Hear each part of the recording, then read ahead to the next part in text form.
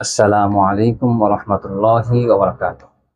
সকল প্রশংসা সেই মহান রব্বুল আলামিনের জন্য, যিনি আমাদেরকে হিদায়াত দান করেছেন এবং সত্য ও মিথ্যার মাঝে পার্থক্য করার তৌফিক দান করেছেন। প্রিয় দর্শক, আজকে আমরা আলোচনা করব অত্যন্ত গুরুত্বপূর্ণ একটি বিষয়, সত্যবাদিতা সম্পর্কে। সত্য কথা বলা যেমন একটি নৈতিক গুণ, তেমনিভাবে ইসলামের দৃষ্টিতে একজন মুসলমানের জন্য ঈমানের অংশ। রাসূলুল্লাহ সাল্লাল্লাহু আলাইহি ওয়াসাল্লাম বলেন, তোমরা সত্য কথা বলো, কেননা সত্যবাদিতা কল্যাণের দিকে নিয়ে যায়, আর কল্যাণ জান্নাতের দিকে নিয়ে যায়। সুবহানাল্লাহ। আসুন আমরা কুরআন ও হাদিসের আলোকে সত্যবাদিতা সম্পর্কে জানার চেষ্টা করি। সম্মানিত দর্শক, প্রথমেই আমরা কুরআনুল কারীমের মাধ্যমে সত্যবাদিতা সম্পর্কে জানার চেষ্টা করব। আল্লাহ তাআলা সূরা তওবার 119 নম্বর আয়াতের মধ্যে বলেন, ইয়া আইয়ুহাল্লাযীনা আমানুত্তাকুল্লাহ ওয়া কুনু মা'আস সাদিকিন। হে ঈমানদারগণ, তোমরা আল্লাহকে ভয় করো এবং সত্যবাদীদের সঙ্গী হও। আল্লাহ তাআলা এই আয়াতের মধ্যে দুটি বিষয়ের নির্দেশ দিয়েছেন। একটি হলো আল্লাহকে ভয় করা এবং আরেকটি হলো সত্যবাদীদের সঙ্গী হওয়া। আল্লাহ তাআলা এখানে মুমিনদের নিজেদেরকে সত্যবাদী হওয়ার পাশাপাশি সত্যবাদীদের সঙ্গী হওয়ার নির্দেশও আল্লাহ তাআলা দিয়েছেন। আল্লাহ তাআলা সূরা আহজাবের 35 নম্বর আয়াতের মধ্যে বলেন, ইন্নাল মুসলিমিনা ওয়াল মুসলিমাতি ওয়াল মুমিনিনা ওয়াল মুমিনাতি ওয়াল কানিতিনা ওয়াল কানিতাতি ওয়াস সাদিকিনা ওয়াস সাদিকাত।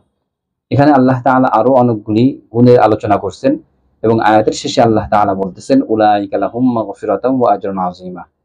এখানে যে গুণের আলোচনা করেছেন তার মধ্যে একটি গুণের আলোচনা আল্লাহ তাআলা করছেন, ওয়াস সাদিকিনা ওয়াস সাদিকাত, সত্যবাদী পুরুষ ও নারীগণ। উলাইকা লাহুম মাগফিরাতুম ওয়া আজরুন আযীমা, তাদের জন্য আল্লাহ তাআলা প্রস্তুত করে রেখেছেন ক্ষমা এবং মহা প্রতিদান। অর্থাৎ এই আয়াতের মাধ্যমে আমরা জানতে পারলাম, যারা সত্যবাদী পুরুষ ও নারী, তাদের জন্য আল্লাহ তাআলা ক্ষমা এবং মহা প্রতিদান প্রস্তুত করে রেখেছেন। সুবহানাল্লাহ। আল্লাহ তাআলা সূরা মুহাম্মাদের 21 নম্বর আয়াতের মধ্যে বলেন, ফালাউ সাদাকুল্লাহা লাকানা খায়রাল লাহুম। যদি তারা আল্লাহ তাআলার সঙ্গে সত্যবাদী হতো, তাহলে তাদের জন্য এটা উত্তম হতো। সম্মানিত দর্শক, কোরআনুল কারীমের মাধ্যমে আমরা সত্যবাদিতা সম্পর্কে জানতে পারলাম। এখন আমরা সহিহ হাদিসের মাধ্যমে সত্যবাদিতা সম্পর্কে জানার চেষ্টা করব ইনশাআল্লাহ। প্রথমে যে হাদিসটি আমি আপনাদেরকে শোনাবো, এই হাদিসটি সহিহ বুখারী ও সহিহ মুসলিম শরীফের মধ্যে আসে। হযরত ইবনে মাসউদ রাদিয়াল্লাহু তাআলা আনহু থেকে বর্ণিত, তিনি বলেন, রাসূলুল্লাহ সাল্লাল্লাহু আলাইহি ওয়াসাল্লাম বলেছেন, তোমরা সত্য কথা বলো, কেননা সত্যবাদিতা কল্যাণের দিকে নিয়ে যায়, আর কল্যাণ জান্নাতের দিকে নিয়ে যায়। সুবহানাল্লাহ। কোন বান্দা যখন সত্যের সাধনা করে, তখন আল্লাহ তাআলার কাছে তার নাম সত্যবাদী হিসেবে লিপিবদ্ধ করা হয়, আর মিথ্যা তো পাপাচারীর দিকে পরিচালিত করে। আর কোন বান্দা যখন মিথ্যায় লেগে থাকে, তখন তার নাম আল্লাহ তাআলার কাছে মিথ্যাবাদী হিসেবে লিপিবদ্ধ করা হয়। এই হাদিস দ্বারা আমরা জানতে পারলাম, রাসূলুল্লাহ সাল্লাল্লাহু আলাইহি ওয়াসাল্লাম বলেছেন যে, তোমরা সত্য কথা বলো, কেননা সত্যবাদিতা জান্নাতের দিকে নিয়ে যায়। সুবহানাল্লাহ। প্রিয় দর্শক, 2 নম্বরে যে হাদিসটি আমি আপনাদেরকে শোনাবো, এই হাদিসটি তিরমিজি শরীফের মধ্যে আসছে। হযরত হাসান ইবনে আলী রাদিয়াল্লাহু তাআলা আনহু থেকে বর্ণিত, তিনি বলেন, রাসূলুল্লাহ সাল্লাল্লাহু আলাইহি ওয়াসাল্লামের এই কথাটি আমি স্মরণ রেখেছি। রাসূলুল্লাহ সাল্লাল্লাহু আলাইহি ওয়াসাল্লাম বলেছেন যে, তোমরা যেই কাজের মধ্যে সন্দেহ পাও তা ছেড়ে দিয়ে যার মধ্যে কোনো সন্দেহের সম্ভাবনা নাই সেগুলো গ্রহণ করো।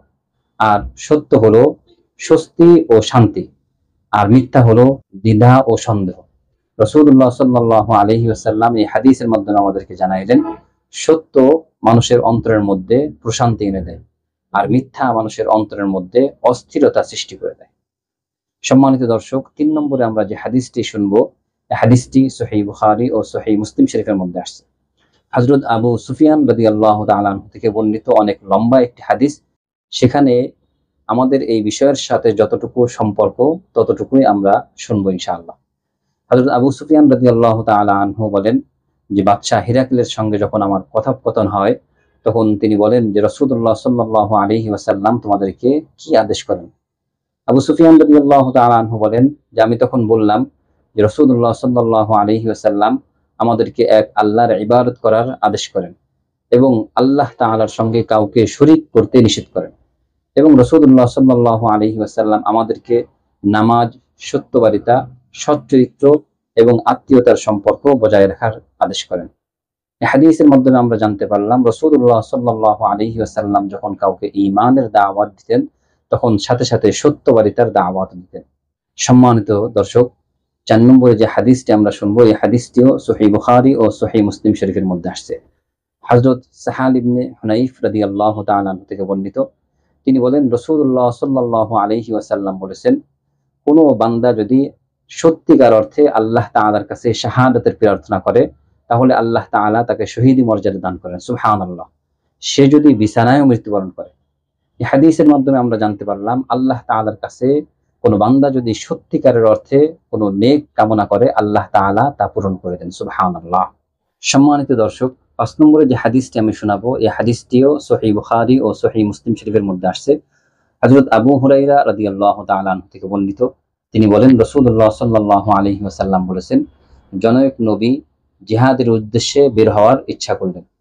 তখন তিনি তার কওমের মধ্যে ঘোষণা করলেন, যারা নতুন বিবাহ করছো কিন্তু বাসর করো নাই, নতুন ঘর দিছো কিন্তু ছাদ দাও নাই, এমন কোনো প্রাণী ক্রয় করেছো যা বাচ্চা দেওয়ার মতো অবস্থা হয়ে গেছে, এই সমস্ত লোক আমাদের সঙ্গে আসবে না। অতঃপর সেই নবী রওনা করলেন জিহাদের জন্য। যেই গ্রামে জিহাদ করবে, যুদ্ধ করবে, সেই গ্রামে যখন পৌঁছালেন তখন আসরের সময় হয়ে গেল।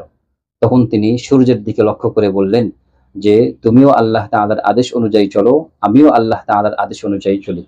অতঃপর তিনি আল্লাহ তাআলার কাছে দোয়া করলেন, আল্লাহ, এই সূর্যকে তুমি আটকে দাও। আল্লাহ তাআলা সূর্যকে আটকে দিলেন। অতঃপর যুদ্ধ শুরু হলো। আল্লাহ তাআলা সেই নবী সহ তার কওমের সকলকেই বিজয় দান করলেন। অতঃপর গনিমতের মাল একত্রিত করা হলে আসমান থেকে আগুন এসে তা ভস্ম করল না।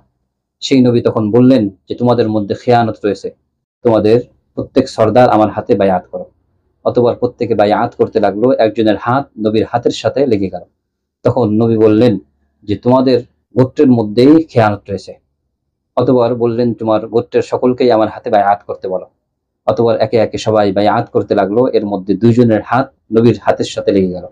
তখন নবী বললেন, তোমাদের মধ্যেই খেয়ানত রয়েছে। অতঃপর তারা গরুর মাথার মতো একটি সোনার মাথা বের করে এনে দিল। এই মাথা যখন গনিমতের মালের সঙ্গে রাখা হলো তখন আসমান থেকে আগুন এসে তা ভস্ম করে দিল। নবী করিম সাল্লাল্লাহু আলাইহি ওয়াসাল্লাম বলেন যে, আমাদের পূর্ববর্তী কারোর জন্য গনিমতের মাল হালাল ছিল না। আল্লাহ তাআলা আমাদের দুর্বলতা ও অক্ষমতা দেখে আল্লাহ তাআলা আমাদের জন্য তা হালাল করেছে। সম্মানিত দর্শক, এই হাদিসের মধ্যে আমাদের জন্য শিক্ষণীয় রয়েছে যে সততা ত্যাগ করা এবং আমানতের খেয়ানত করার কারণে পুরো একটি জাতির বিজয় আটকে ছিল। অতঃপর যখন তারা সেই মিথ্যার আশ্রয় থেকে বের হয়ে আসছে, ধরা পড়ছে, আল্লাহ তাআলা তখন তাদের বিজয় দান করেছেন এবং তাদের কোরবানিকে কবুল করেছেন। সম্মানিত দর্শক, ৬ নম্বরে যে হাদিসটি আমি আপনাদেরকে শোনাবো এই হাদিসটিও সহিহ বুখারী ও সহিহ মুসলিম শরীফের মধ্যে আসছে। হযরত হাকিম বিন হিজাম রাদিয়াল্লাহু তাআলা আনহু থেকে বর্ণিত, তিনি বলেন রাসূলুল্লাহ সাল্লাল্লাহু আলাইহি ওয়াসাল্লাম বলেছেন, ক্রেতা বিক্রেতা যতক্ষণ পরস্পরে বিচ্ছিন্ন না হবে ততক্ষণ তাদের জন্য ক্রয় বিক্রয় সম্পন্ন অথবা বাতিল করার ইখতিয়ার থাকবে। আর তারা যদি সত্য বলে এবং অবস্থা ব্যক্ত করে তবে তাদের ক্রয় বিক্রয়ের মধ্যে বরকত হবে। আর যদি তারা মিথ্যা বলে এবং দোষ ত্রুটি গোপন রাখে তবে তাদের ক্রয় বিক্রয়ের মধ্য থেকে বরকত মুছে ফেলা হবে।